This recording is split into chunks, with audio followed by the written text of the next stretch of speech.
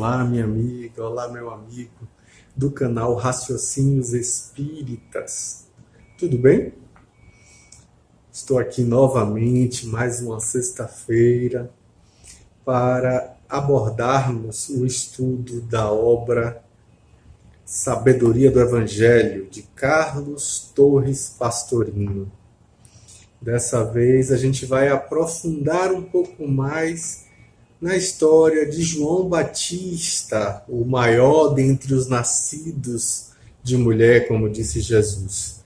Eu sou o professor Danilo Cruz, trabalhador voluntário desse canal, trabalhador voluntário do Centro Espírita Paulo e Estevão, em Salvador, e vamos continuar empreendendo a nossa conversa. Na semana passada tivemos a oportunidade de introduzir a temática de João Batista, falando um pouco dessa figura histórica, falando um pouco do capítulo sobre Zacarias e Isabel, em que Pastorino apresenta uma visão simbólica, uma visão mais analógica, ou seja, com uma analogia para nós, né? Para além de questionamentos com relação a se aconteceu ou não, ou se esses personagens existiram ou não, ele traz para nós um olhar para dentro, um olhar em como é que aquele personagem resvala dentro de nós, como é que aquela circunstância ressoa na nossa jornada evolutiva.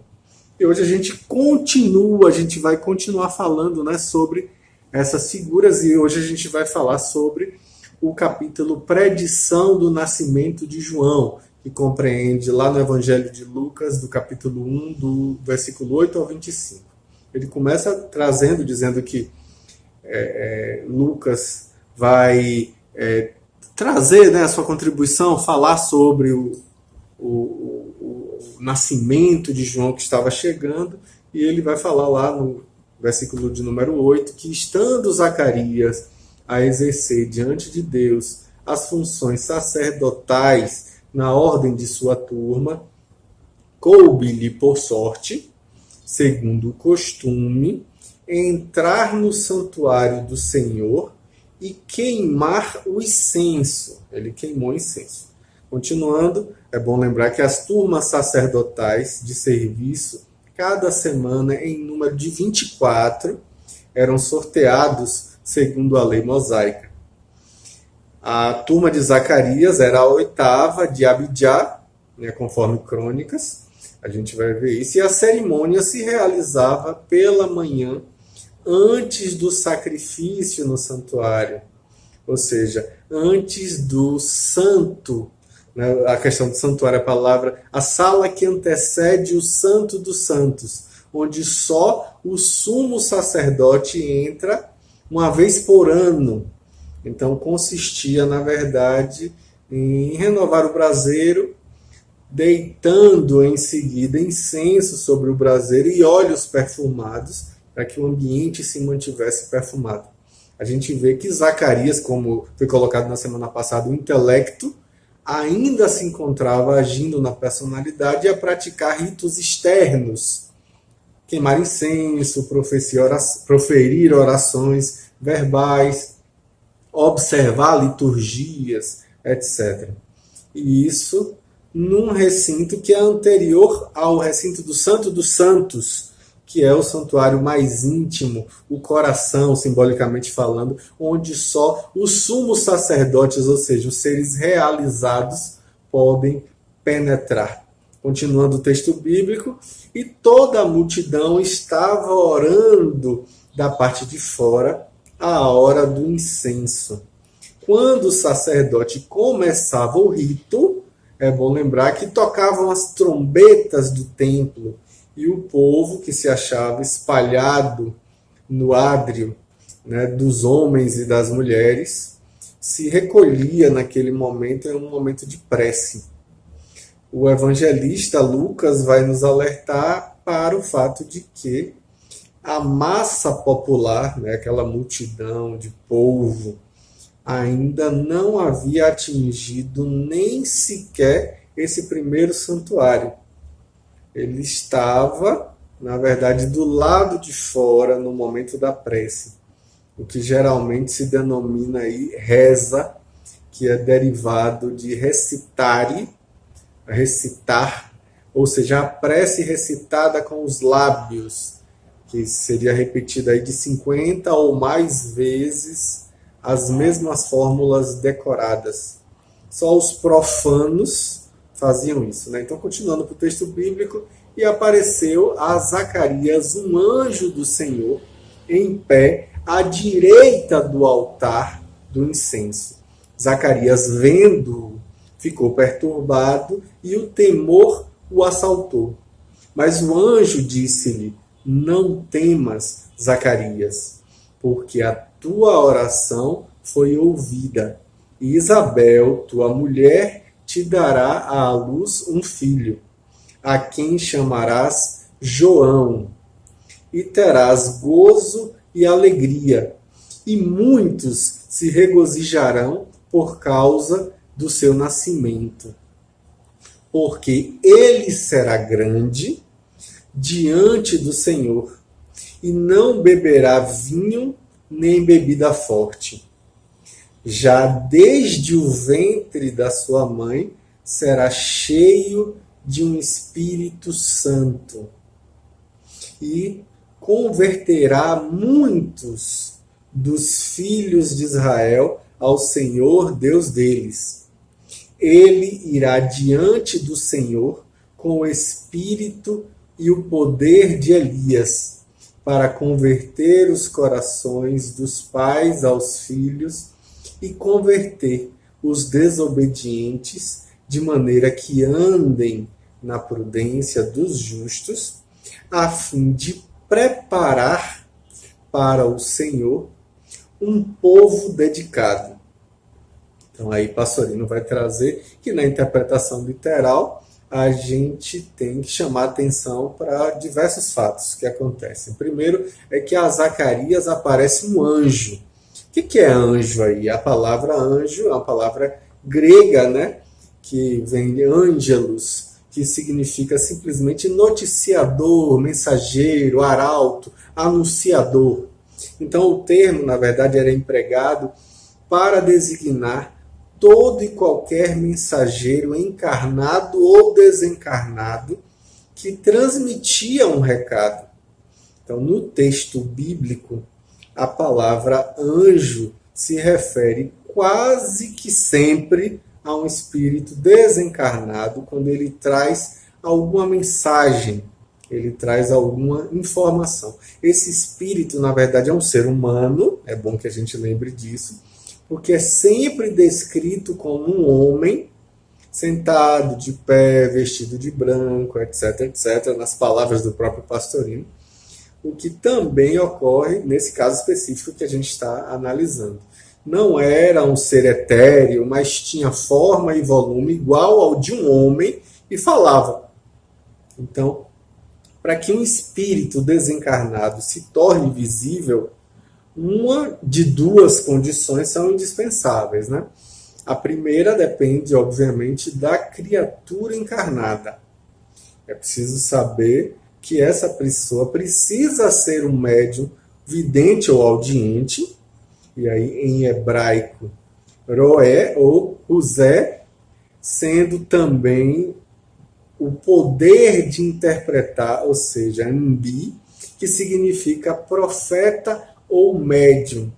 Com efeito, a palavra profeta, que vem do grego, que lá na língua grega significa falar por meio de, e médium, que é uma palavra latina que significa intermediário, entre o desencarnado e o encarnado. E aí é bom lembrar que a segunda condição depende, obviamente, do desencarnado, quando a criatura encarnada não for médium, no caso da criatura não ser médium. É preciso o quê? Que o espírito se materialize, tomando uma forma fluídica para aparecer para um não vidente, se a gente pode falar desse jeito. Uma das provas de que o anjo que apareceu a Zacarias era um espírito desencarnado de homem é o nome que ele tem, é Gabriel. E a palavra Gabriel significa homem de Deus, uma das traduções mais comuns, né? Então ele apareceu do lado mais nobre do altar, que é o lado direito, que ficava na direção sul, onde estava o candelabro de 7 velas, que é justamente um importante símbolo místico da luz na cultura judaica. Zacarias se assusta quando vê esse anjo e depois permanece temeroso diante desse acontecimento. É preciso lembrar que o mensageiro tranquiliza Zacarias, dando o recado de que fora incumbido, né? Tua prece foi ouvida, e Zacarias verá o nascimento de um filho, ao qual ele terá que dar o nome de João. E João, como a gente já falou na semana passada, em hebraico, Yehohana, que significa que Jeová, Yahvé, fez o favor, no caso, né? Yahvé, que é a mesma palavra que deu origem ao vocábulo Júpiter, e Yahu Pater, que é a palavra Júpiter, e que entra aí na formação da palavra Deus, de Yahos, que tem o sentido de luz, cujo feminino formou a palavra dia na tradução para o português. Então, o nascimento de João trará alegria ao casal pelo término da esterilidade, considerado um castigo entre os judeus. É bom a gente lembrar, em diversas histórias judaicas isso é visto como um castigo. Mas essa felicidade se estenderá a muito mais gente. Ou seja, João será grande aos olhos de Deus. Ele não beberá jamais vinho, nem bebidas fortes, bebidas fermentadas, o que revela que João será um nazireu, como a gente falou na semana passada, ou nazareno. E que, embora nada se diga no Evangelho, também nada, é importante dizer que ele não poderá nunca cortar os cabelos. E são essas as condições do nazireato. E aí a gente vai ver mais sobre isso no livro dos Números, lá na Torá. O nazireu era um homem que fazia um voto, que era um voto especial, totalmente consagrado a Deus, e esse voto foi um voto criado por Yahvé por intermédio de Moisés.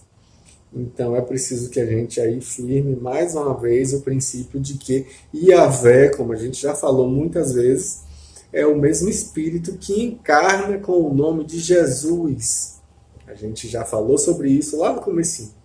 E mais uma prova pode ser dada quando a gente percebe que o Deus absoluto, sem forma, jamais criatura alguma poderia vê-lo, como está escrito lá em Êxodo. Não poderás ver minha face, porque o homem não poderá ver minha face e viver.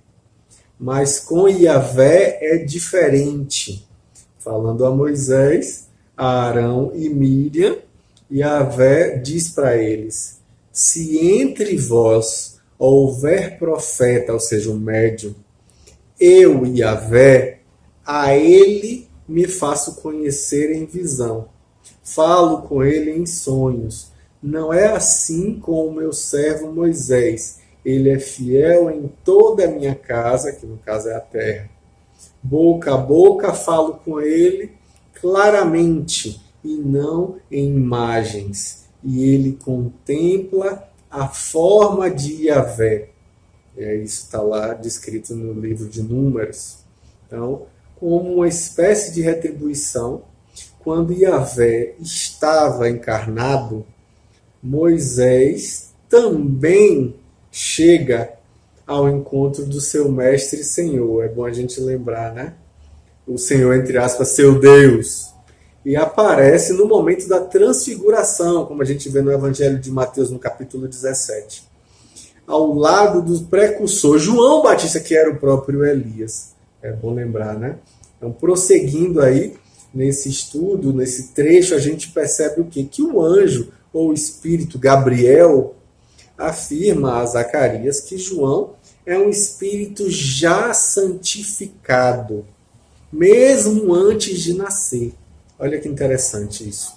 Após se dar a concepção ainda no ventre materno, o homem, estará cheio, ou seja, vivificado, por um espírito que é santo. É importante a gente notar aí que no original grego não existe artigo. E isso aí demonstra que é uma indeterminação. É um Espírito Santo e não o Espírito Santo. Existe essa questão, né? Então, esse Espírito Santo que se encarnará através de Isabel terá uma gloriosa missão: preparar as criaturas para a conversão.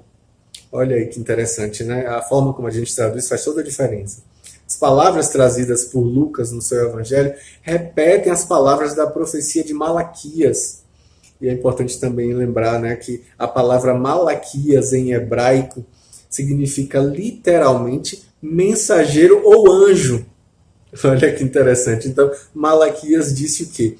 Eis que vou enviar Elias, o profeta, antes que chegue o dia de Iavé, ou seja, Jesus, grande e terrível, e ele, Elias, converterá o coração dos pais aos filhos, etc. Então, as expressões de Gabriel aí, no caso, constituem, na verdade, uma citação evidente do antigo profeta Malaquias, profeta israelita Malaquias.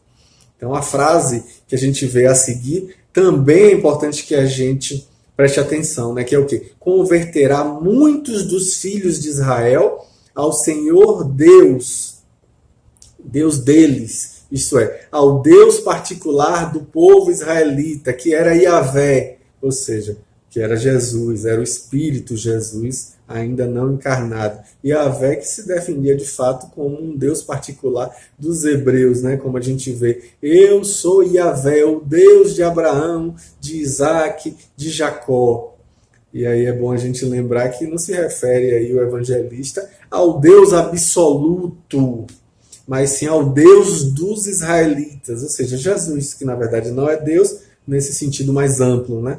Então, no sentido literal, não existe sofisma que permita que a gente escape da conclusão de que João era a reencarnação de Elias.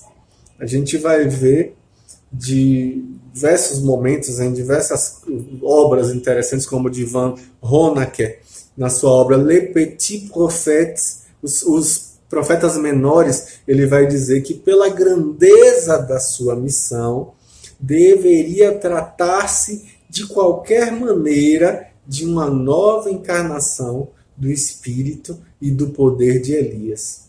Olha que fala interessante. Mais ainda, a expressão grega que traz essa colocação revela exatamente isso, o emprego da preposição que é usada, né, com o sentido de preposição hebraica, que também é utilizada nesse trecho, a gente vai ver, como, por exemplo, em Marcos, a gente vai ver quando ele diz que um homem no espírito imundo, significando aí, na verdade, é um espírito imundo no homem. Esse tipo de inversão aí era comum. E aí a gente vai ver um jesuíta, que é Zervik, que vai trazer também, né, sobre esse tema, estudando essa questão dessa palavrinha grega em, com o sentido associativo ou de companhia, né? Que será aí, no caso, sempre melhor traduzir por com ao invés de por em. Né? Assim, então, segundo esse estudioso jesuíta, é melhor que a gente diga assim: ele, João, iria diante do Senhor com o espírito e poder de Elias. E isso aí confirma a tese da reencarnação, de que Elias, na verdade, reencarna na personalidade de João Batista, coisa que Jesus vai afirmar categoricamente, né, que a gente vai estudar mais adiante. No momento certo a gente vai falar mais sobre isso. Então, várias são as lições que a gente aprende aqui, quando, na verdade, o intelecto está preparado e unido à intuição. Zacarias e Isabel estão casados, lembram disso no vídeo anterior? Pois bem, aparece o mestre para revelar-lhe o segredo da obtenção dos frutos, ou seja, o nascimento do filho. Esse mestre pode ter o aspecto de um espírito desencarnado, que seria aí um mentor espiritual, um anjo, um guia, ou um ser encarnado. Então não interessa muito, mas vai aparecer. Quando o discípulo está pronto, o mestre aparece, né? Sua tarefa é apenas de revelar o caminho, e jamais de provocar milagres, ou de evoluir no lugar do homem, não é isso, né?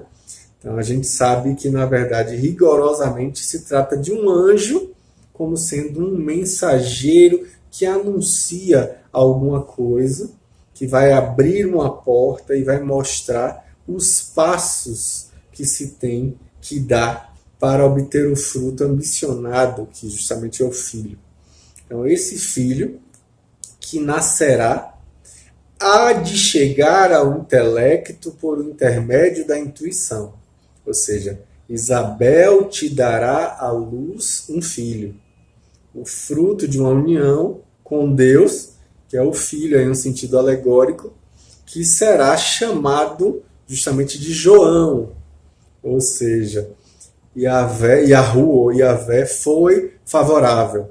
Né? Então, sabemos que existe aí uma necessidade da gente persistir na nossa busca do nosso eu supremo, mas o encontro só se dará quando vier do próprio eu supremo ou do Cristo interno, nas palavras de Pastorino. Essa descida da graça, como dizem alguns autores, né? Ou seja, quando Deus for favorável, ou seja, o nome João significa isso. E assim nascerá o fruto, que é o filho, no encontro da criatura com o seu Criador, que vive dentro da própria criatura. Então, a subida do ser humano e a descida do ser divino. Então, a alegria e a felicidade serão, nesse momento, totais, não só para o próprio, quanto também para todas as criaturas. Mormente aquelas que, embora ainda em estado celular, constituem também, obviamente, o nosso veículo denso, o nosso corpo físico.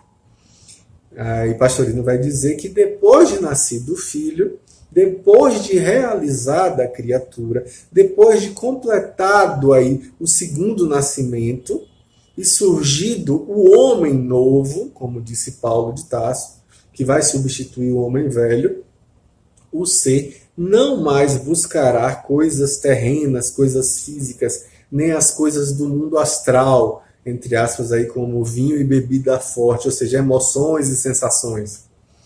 No entanto, desde o primeiro momento, desde o primeiro instante, desde o primeiro contato com o Cristo interno, a criatura fica numa plenitude da graça, cheia de um espírito santificado. E bastará a sua presença para atuar sobre as outras criaturas, promovendo paz, promovendo harmonia em todos. Aí Pastorino vai dizer que mesmo aqueles que não puderem alcançar a altitude do encontro, mesmo aqueles, eles se converterão aos seus deuses particulares nos diversos ramos religiosos humanos. Né? E aí ele diz que mesmo nessa circunstância, com seus deuses pequenos, antropomórficos, que se combatem uns aos outros, ainda assim a gente vai ver que a pessoa vai ter um despertar espiritual. Então, mas é esse exatamente o início da caminhada. Compreender que existe um caminho espiritual. Isso aqui faz com que a gente caminhe, né? Por mais primitivo que seja esse caminho espiritual. E é assim que o povo que está fora se tornará, aos poucos, um povo dedicado ao Senhor, simbolicamente falando. Então, voltando lá ao texto bíblico, já no versículo 18, é colocado que perguntou Zacarias ao anjo: como terei certeza disso? Porque eu sou velho e minha mulher já é de idade avançada.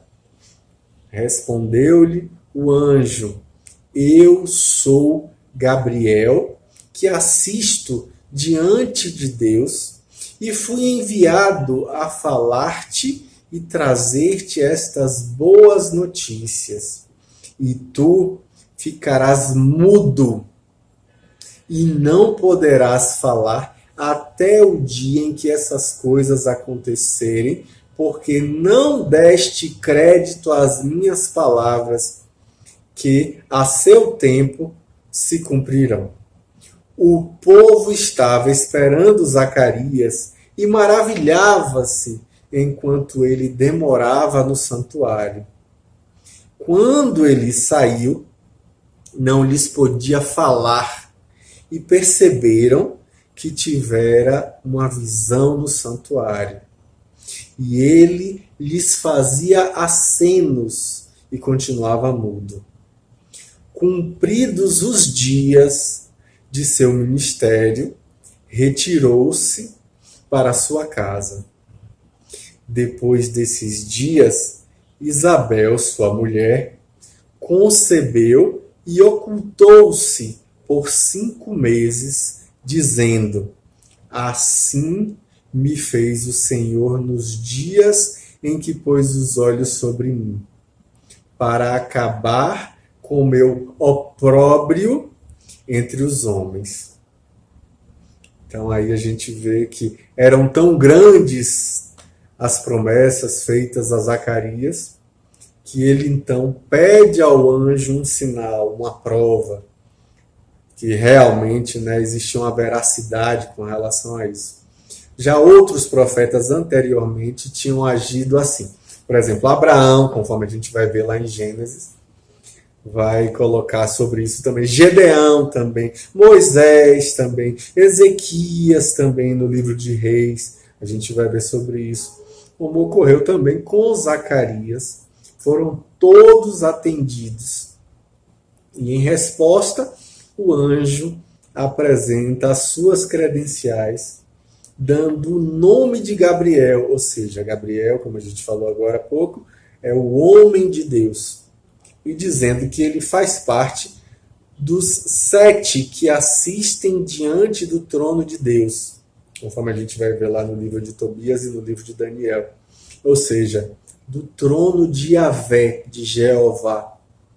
Depois, como segunda prova, ele fez com que Zacarias emudecesse, embora temporariamente, né?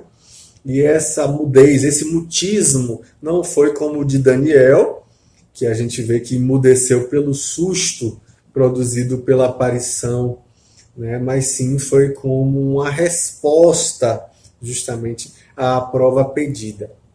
E além de Zacarias perder a fala, ele também perdeu o sentido da audição.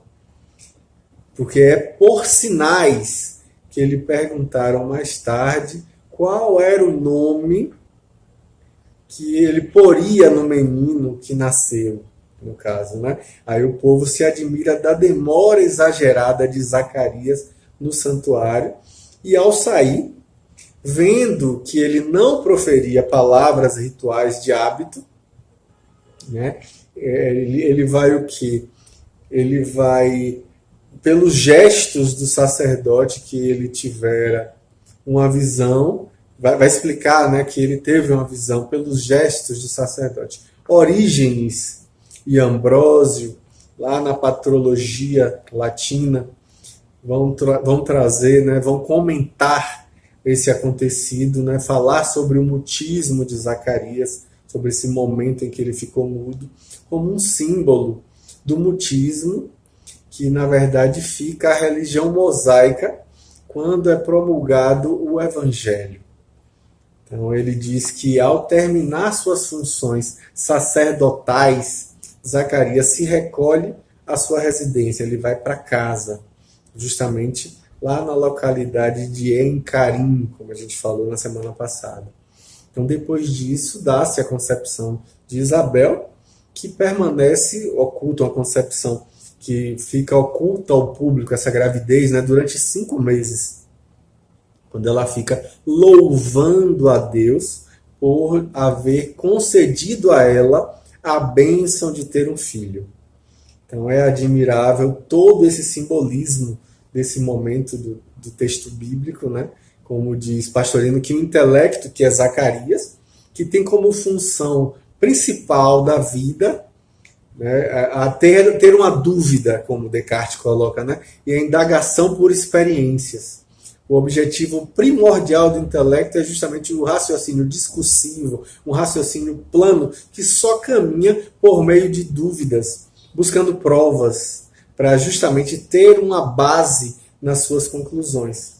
Então, a intuição, que diretamente, no átimo, não pergunta razões, nem pede provas. Ela simplesmente sabe. O intelecto indaga, procura, pesquisa, pondera, discerne, julga, e só depois é que deduz. E aí pode chegar a alguma conclusão. Então era inevitável e era justo, segundo a sua natureza, que diante do aparecimento de uma visão espiritual, no caso aí um anjo, o intelecto não se conformasse de imediato e que o intelecto começasse o estudo objetivo daquela questão. Então, verificado pelas palavras do mestre que lhe surge à frente, né, que estava ali, na verdade, incorporado, se a gente pode colocar assim, de uma forma, ele tinha um corpo ali. No caso, a gente não sabe se Zacarias era um médium ou se ele estava, na verdade, diante de uma situação mediúnica, mas não era um médium. O anjo diz para ele, em primeiro lugar, que é de origem divina, que ele, por si só, já obteve o contato com o Deus interno, que ele já se tornou, por isso mesmo, um homem de Deus, ou seja, Gabriel. Um homem divinizado, um homem que é o filho de Deus. Mas ele acrescenta que para Zacarias, que é o intelecto, consegui-lo, ele deverá emudecer em meditação, nada ouvindo e nada falando. Ou seja, ele estaria ali profundamente recolhido em si mesmo. Zacarias, então, termina o seu mandato sacerdotal como homem reto, como um homem justo, e depois ele se afasta, não dando mais nenhum tipo de atenção a essas circunstâncias mundanas, ao povo que estava do lado de fora. O povo se admira da sua demora, e ainda hoje a gente vê, como diz Pastorino, né, quando qualquer criatura se afasta dentro de si mesma em oração, por um tempo um pouco maior do que o da obrigação, entre aspas, de uma vez por semana, como era a liturgia, né? O povo se admira e não compreende. Então, superada essa fase, ele vai para a sua casa, ou seja, ele se recolhe em seu íntimo. Lá, encontra-se com sua intuição, que é justamente Isabel. Ele se une a ela e, intimamente, ela concebe a ideia que o intelecto lhe transmite e também se oculta para que possa dar-se o nascimento do filho. É no momento que ela vai ter a gestação, aí na verdade é o símbolo, né, que ela vai ter o contato com o eu supremo, pelo qual nascerá uma nova criatura, o homem novo. Morre-se um homem velho para nascer um novo homem. Então, tanto o intelecto, Zacarias, quanto a intuição, Isabel, recolhidos durante 5 meses em louvor a Deus, e aí a palavra louvor a Deus remete à palavra judeia, ocultos todas as vozes e chamamentos do mundo, mudos e surdos a tudo que é da terra, eles se preparam para o grande evento. Então não existe outro caminho que vá conduzir ao Cristo interno. Nós necessariamente veremos esse Cristo interno em outros passos mais à frente, né? Mais à frente a gente vai falar nisso, né? vai trazer. Mas a meditação solitária é que poderá, nesse símbolo, quando muito, trazer a visita do Mestre. E aí a gente vai fazer com que aquilo ali se torne aí uma forma de gestar esse processo de iluminação dentro de nós. Interessante, né, a visão que Pastorino traz. Pois bem, a gente vai voltar a falar mais um pouco sobre isso, mais sobre a personalidade de João Batista na próxima semana. Tá ok? Um grande abraço e até lá. Tchau, tchau.